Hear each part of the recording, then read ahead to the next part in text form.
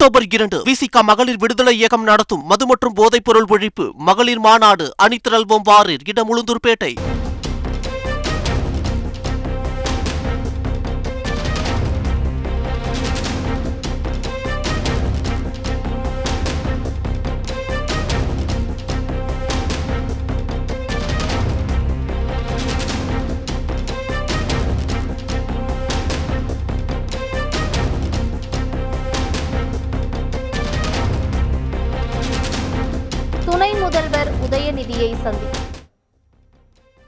துணை முதல்வர் உதயநிதியை சந்தித்து வடிவேலு அவர்கள் வாழ்த்துக்களை தெரிவித்திருக்கிறார். காட்சிகள் வாயிலாக பார்க்கிறோம்.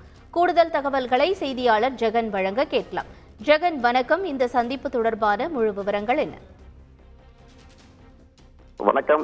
விருதுநகர் அரசு மருத்துவ கல்லூரியில் இன்று இளைஞர் நலன் மற்றும் விளையாட்டு மேம்பாட்டுத்துறை சார்பில் கலைஞர் விளையாட்டு உபகரணங்கள் வழங்கும் விழாவில் பங்கேற்பதற்காக தமிழகத்தின் துணை முதல்வர் உதயநிதி ஸ்டாலின் நேற்று இரவு சென்னையிலிருந்து மதுரைக்கு விமானம் மூலம் வந்திருந்தார்.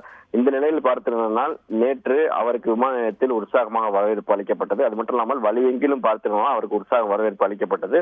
நேற்று இரவு மதுரையில் தனியார் விடுதியில் ஓய்வு எடுத்துக் கொண்டிருந்த உதயநிதி ஸ்டாலின் இன்று காலை மீண்டும் விருதுநகருக்கு புறப்பட்டு செல்லும் முன்பு பார்த்திருந்தால் தமிழ் சினிமாவின் நகைச்சுவை நடிகர் வடிவேலு அவர்கள் உதயநிதி ஸ்டாலின் அவர்களை தங்கியிருந்த அறையை நேரடியாக சென்று பூங்கொத்துக்களை வழங்கி அவர் துணை முதலமைச்சர் ஆனதற்கு வாழ்த்துக்களை தெரிவித்திருக்கிறார்.